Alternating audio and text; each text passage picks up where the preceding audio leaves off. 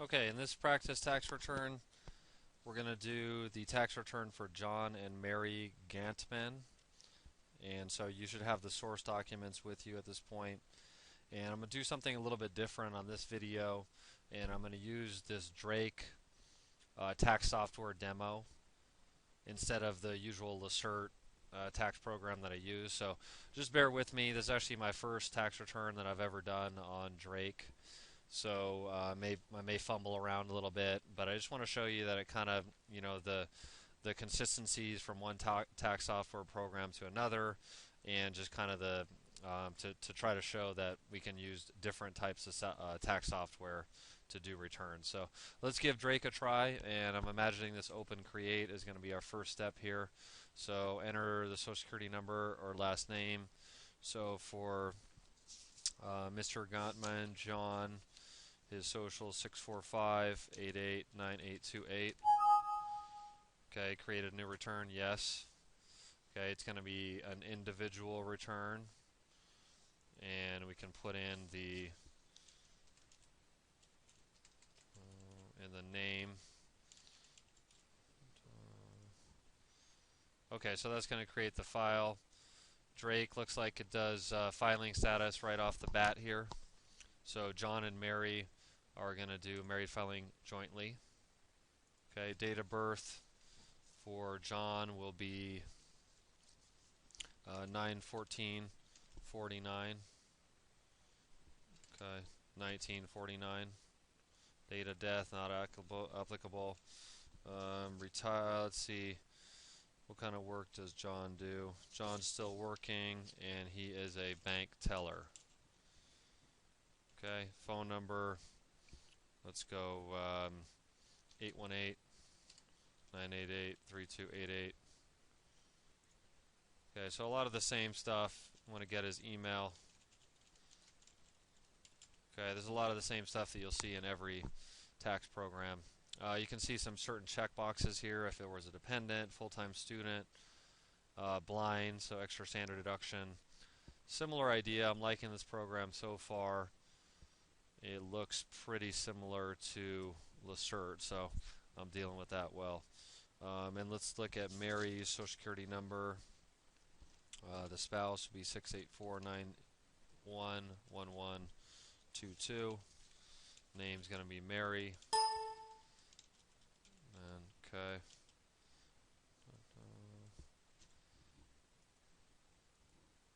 Okay, let's see. What's that red equal sign? Okay, I'm just going to write that in. Date of birth for Mary is going to be 9/15/49. 1949. Occupation for Mary, she's actually retired. Okay, we'll use her same contact number. Okay, street address. We take that from the W-2s, 773 Champion Drive, North Hills. Okay, North Hills. And zip is 91343. Okay, it automatically populates the LA county. That's good. Let's see, foreign.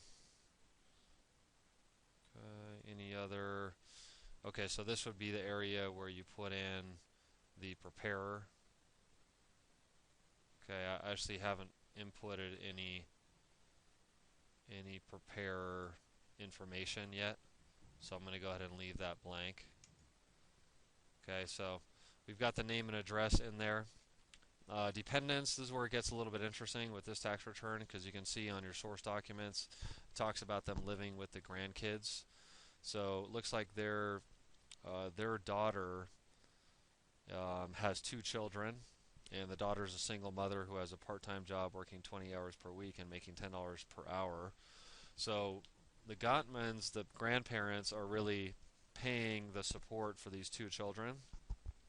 And so what I'm trying to get at in this practice tax return is you can't always assume when you're doing a return that that the mother is going to be claiming the dependents as opposed to the grandparents. You have to think about who's really supporting the children. So you can see on their write-up here, they don't want their daughter to feel like she's going to lose out if she allows them to claim the grandkids. But at the same time, they realize that she's not making very much money, so they would like to be able to claim the grandkids if the daughter is not going to lose out. And so what I would do in this case, and which would be ethical and honest, would be to go ahead and have Mr. and Mrs. Gantman claim the grandkids as dependents, but just not allow them to claim the earned income credit. And that way the mother with a lower income job can actually claim only earned income credit. So earned income credit only would be the way to go on this one. It looks like it. Now obviously we don't have the single mother's information right in front of us, but in most cases that's going to be the best way to do it. So months, I'm imagining, would be months lived at home, so that's 12. Okay, date of birth for Thomas, the first grandkid, is 4/15/2002. Okay, looks like Drake does the child care paid to look for that child care credit right from the dependent screen, so that's something a little bit different. We don't know that yet if they have that, so we just want to put in the second dependent, which is Cletus. Okay, and Cletus's social is 693289371. Relationship grandchild, months at home 12. Date of birth 5/16/1999. Okay? So those are going to be the dependents. So you can see here it shows 2 dependents. That's correct. And we're going to want to make sure before we finish the return that these taxpayers do not receive the earned income credit, because remember, we want to leave that for the mother to claim the earned income credit for these 2 kids, and she has a lower income. Okay, so let's look through. Okay, John's still working, Mary's retired. Okay, so we can go straight into income. And let's see, we have, what is this here? Okay, so we have first item of income would be Mary's, looks like a 1099-R. Okay, so that's would be IRA distribution. Let me get familiar with this. Okay, so 1099-R income. Okay, so we need, taxpayer or spouse. So in this case, it would be the spouse. Okay, we need to put the EIN number of the employer. So that's 99, which comes from the 1099-R. Okay, name of the payer would be State of California. Address of the payer.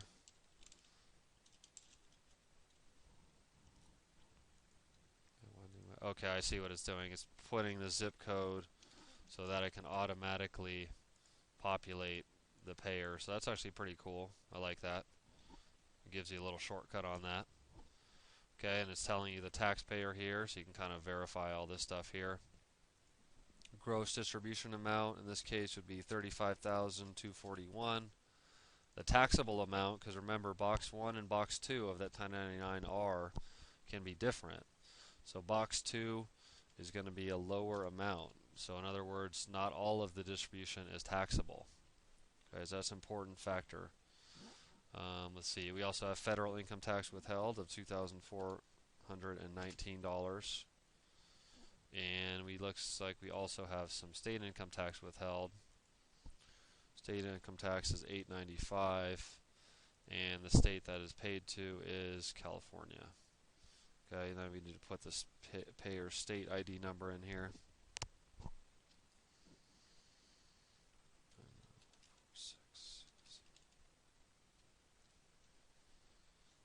Okay, so let's see. We have some other inputs here. You just want to take a look around, get familiar.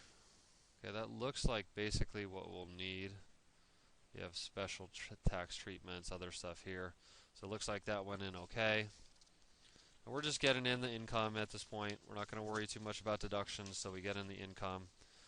So we can see John's income from his job as a bank teller. So we're gonna allot that to the primary taxpayer, John. And we need to put in that employer ID number for the employer.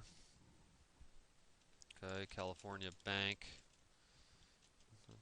Street name's going to be 785 Silicon Way. Okay, it jumps us right to that zip code. Pretty cool. 90405. So actually that is a Santa Monica zip code. So that W-2 that I made is not exactly 100% authentic, but like I said, just bear with me. I just want to show you how to do some practice returns. That's all we're going for here. So wages and tips, we have 45,834. Always whole numbers in the tax return. 2589, so that's federal withholdings taken out. Okay, we want to look around that W-2. Do we see anything else unusual? Not really. Okay, and then we're going to go to the California. Okay, state ID number. And let's use the same one as the federal one, just for the sake of example. Okay, we're going to go to state income tax withheld, 958 from that W-2. Local tax in California is always the SDI. Okay, SDI. Was this W-2 altered? So, with all these different inputs here, like this is where you would put 401k. So this is actually a pretty good program here. It looks like Drake is actually one of the more popular, especially with new tax preparers. So they have a really good product offering. That's why I'm giving them a try right now. Alright, so that looks okay. Let's go ahead and close that out. We can see when it turns blue, that means that it's taken in the income information that it needs. So we have the W-2 in there, we have the 1099 in there. At this point, we want to identify, are there any other income sources? So any dividends, any interest income, any 1099 miscellaneous, so from freelance work or anything like that. Let's look over the write-up here. Okay, let's see. Yeah, it doesn't look like there's any other income, so that's good. We're done with that. Now we want to go to deductions. So I want to look around here for some deductions. I can see, as with every tax return, the big kind of fork in the road is whether the person is going to be able to itemize deductions or if they're going to be better off claiming the standard deduction. So I know that the standard deduction for a married couple for 2012 is $11,900. So I can go right into this itemized deductions and I can just see, I can quickly add up the itemized deductions and see if it's going to get over that $11,900 mark. So, and I'll do that by looking at the medical here. So let's see, or actually, you know what? One other income item that I needed to put in there is actually Social Security income. So you can see here that they both actually have they both have Social Security income. So John gets $889 a month and Mary gets $1137 a month. So I can go over here to my handy calculator and do 889 times 12. Okay, so 10,668. 10,668. Okay, any tax withheld usually would be no. Medicare premium deducted from benefits. That's actually, they do take out some Medicare from your, when you get Social Security if you're eligible for Medicare. And I happen to know that the maximum is $11.99 for 2012. Okay, some other inputs that we don't really need. And then let's see if we can. Okay. How do we add another? Let's see. How do we add another? So he's getting Social Security, but she also is. So we have his in there. And let's see. How would we get in another one? This is something a little bit of a danger about using a new program when you're doing a live demonstration. Doesn't always turn out exactly how you want it. So I'd probably go somewhere here like how to enter multiple Social Security benefits in Drake software? Question mark. Okay, so I'm going to be taken to this knowledge base here. Net benefits, okay, as long as the amount, related articles, okay, that doesn't help me a lot. Press page down for a new screen. Let's see. Page down for a new screen. Okay, there it goes. So it said press page down for a new screen. And so that actually, let's see if that's going to give me another opportunity to put in Mary's benefits, the spouse's benefits. So she's also going to pay that Medicare premium. And let's do hers, which would be, so she gets $11.37 a month for her Social Security check. So $13,644, $13,644, and let's see if this works. Okay, so yeah, that did work. Usually with software, you can, keep messing around with it until it works. You don't need to panic. There's always a way to find out what you need to do. Something to definitely keep in mind as you're doing tax returns. So, okay, so we got that income in there. Let's get back to these deductions. We're trying to reduce that taxable income as much as we can. Okay, you have some inputs here to either force the itemized, force standard deduction, but we want to test it out and see, can they get enough deductions to be able to benefit from itemizing. So we can tell from their 1098 that the mortgage interest is pretty low because their house is almost paid off. So they may not have a lot of ability to use itemized deductions. But let's just go ahead and test it out just to make sure. So medical expenses, $35.86. We're just going to sketch it out just to see if they're going to be able to do this. House is almost paid off. Okay, charitable donations are $2,500. Pop that in there. Real estate taxes, we can see from the 1098 are $14.94. Okay, income taxes, I'm hoping it's already taking that from the 1099R and the W-2 because they did pay some taxes out of those. Personal property taxes would be like car tags, car registration, at least part of it, so that we have that at $359. Okay, home mortgage interest is $18.93. Okay, let's see, no mortgage insurance. So we're basically just running down the list here. Same like filling out any Schedule A, whether you're doing it by hand or any type of software program. You're basically making a list of deductions. So job expenses, we noticed here that John had a computer. Let's see, did he? Yeah, so John has work expenses of $500 for a laptop computer he bought just for work. So we would put laptop computer, $500, okay? Tax preparation fee, let's say last year it was $240. Okay, so that's basically it. You've made the list at this point. You're not sure whether it's going to play out to be worthwhile to, itemize or take the standard deduction, but at least you've addressed it. Once you're done with deductions, you might spend some more time asking around about deductions to try to find a couple things here and there. But just to keep the video relatively short, I'm going to kind of move us along here. You looked at deductions. Now we want to go to credits.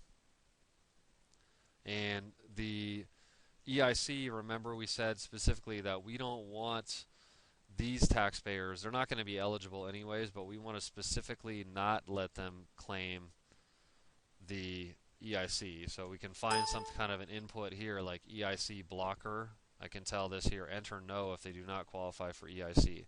So you're just basically going to use that to take them off and not take the earned income credit. Because remember, we're going to leave that for the daughter.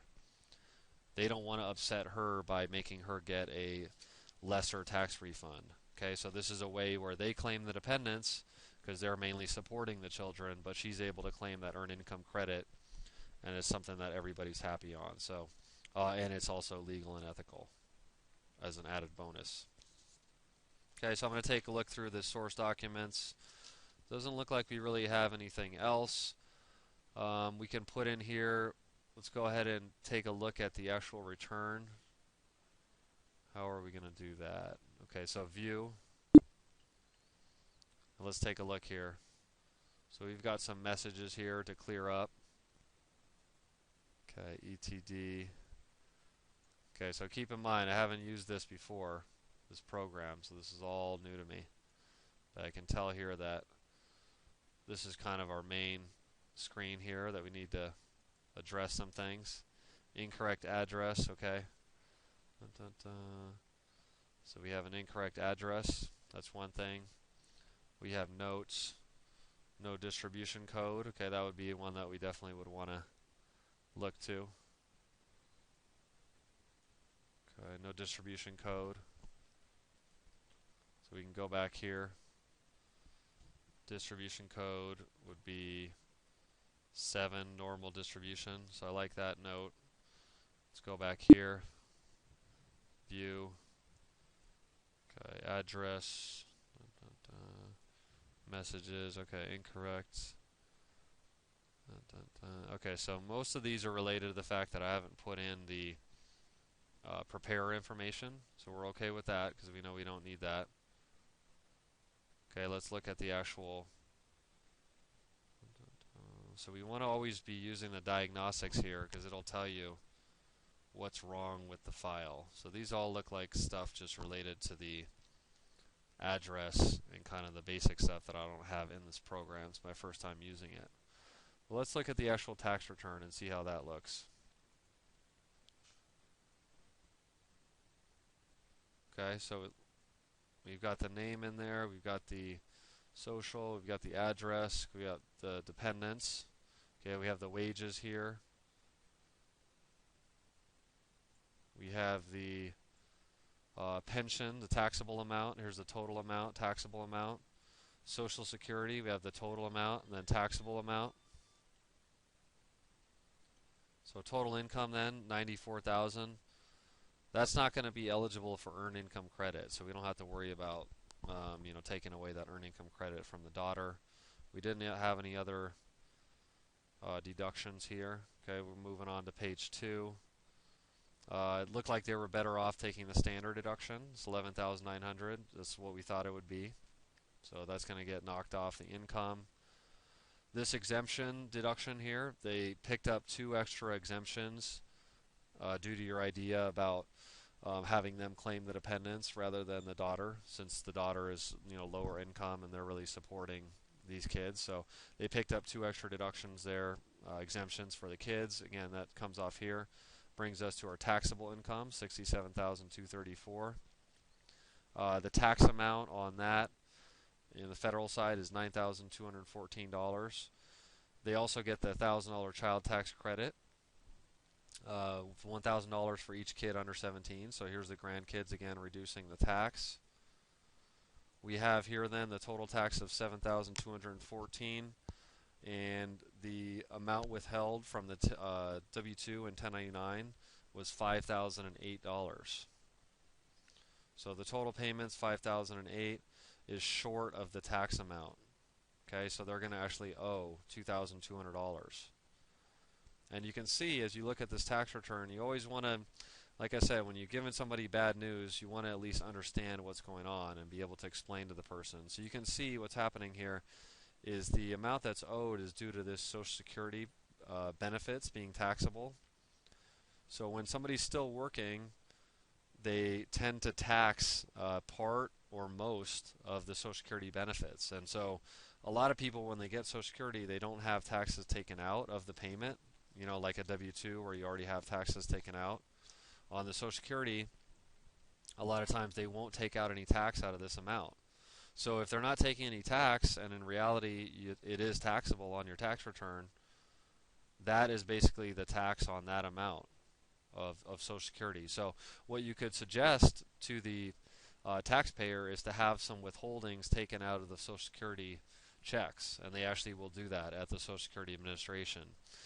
You also could suggest putting in an estimated payment during the year to cover this. But you really want the person to understand, hey, why am I owing? You know, a lot of people, obviously no one wants to hear that they owe a couple grand. But as a tax preparer, it's just really about being able to read the return and identify, okay, this is income without any withholdings taken out. You know, this income already had had tax taken out. This income already had tax taken out. So when the person is owing, this is really the culprit. You know, that's really the cause of what's owing. And then to be able to give a suggestion to the person to of what they can do about it. What's the solution to that? So I don't keep owing every year. So people tend to get frustrated when they come owing every single year and they don't understand why. So as a tax preparer, I would really encourage you to educate your clients as much as possible. Makes your job a lot easier, and it makes you look smarter, frankly. So okay, so this looks overall pretty good.